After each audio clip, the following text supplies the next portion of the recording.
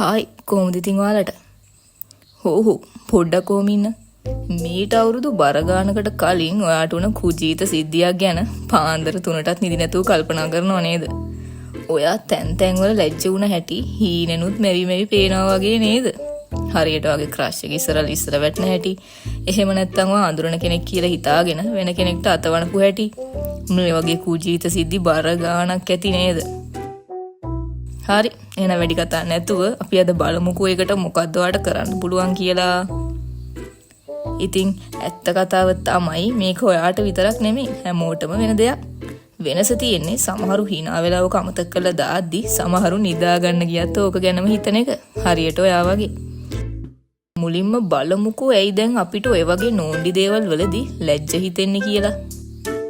ඇයි දන්නවද? අපි හැමෝම කැමති අපිව අනික් අය ඉස්සරහා සුපිරි පොරක් වගේ පේනවට. ඒ හින්දා මේ වගේ පොඩි කුජීත වැඩවලින් ඔයාට හිතෙන්නේ ඔයාගේ ලෝකෙම කඩන් වැටෙනා වගේ කියලා. ඉතින් ඔයාගේ මොලේ හැම වෙලේම ඕක ගැන මතක් කරලා ඔයාව තවත් අවුල් කරනවා. ඔයා හිතන්නේ ඔයාගේ ගොන් වැඩ අනික් අයට මතකයි කියලාද? අපෝ නෑ. ඇත්ත කතාව තමයි එයාලටත් එහාලාගේ නෝන්ඩි වුණ දේවල් ගැන හිතන්න තියෙනවා. ඒ හින්දා මිනිස්සුන්ට ඔයා කරපු කියපුව මතක තියාගන්න වෙලාවක් නෑ. එයාලත් එයාලාගේ කුජීත ලෝකෙ බිසි වෙලා තමයි ඉන්නේ. ඉතින් ඔය වගේ ලැජ්ජ හිතන වැඩ ඔයාටත් වෙලා තියෙනවා නම් මගෙන් සුබ පැතුම්. මොකද ඔයත් එහෙනම් මිනිස්සෙක්. මිනිස්සුන්ට තමයි ඕවා සිද්ධ වෙන්නේ යන්නේ. ඉතින් ඔයාටම hina වෙලා ඕක අමතක කරලා දාන්න. ඔයා ගොන් වැඩ කරලා තියෙනවා නම් මරු. මොකද දැන් ඔයා දන්නවා ඒක ගොන් වැඩක් කියලා. ඒ හින්දා ආයෙ ඒක කරන්න යන්නේ නෑනේ නේද? මේක ඉතින් හරිම සාමාන්‍ය දෙයක්. ඔයාව කොනවට වඩා හිත නැටුවට. මේ වගේ දේවල් වලින් තමයි ඔයාගේ කොන්ෆිඩන්ස් එක තව තවත් වැඩි වෙන්නේ. ඔයා ගොන් වැඩ කරන්න ඔයා තවත් පරිණත ගොනෙක් වෙනවා.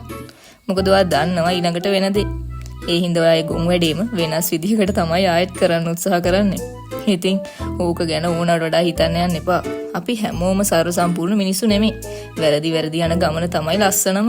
මොකද ඔයාට මතක් කර දුක් වෙන්නේ නැතුව hina වෙන්න දේවල් ගොඩක් තියේවි. හරි එහෙනම් මේ වගේම තවත් වීඩියෝ එකකින් ආයෙත් එන්නම්කෝ. ඔයා වීඩියෝ එකට කැමති නම් ලයික් එකක් කමෙන්ට් එකක් දාලා ඔයාගේ තෙරපිස්ට් සබ්ස්ක්‍රයිබ් කරලා තියාගන්න. එහෙනම් ගිහින් එන්න.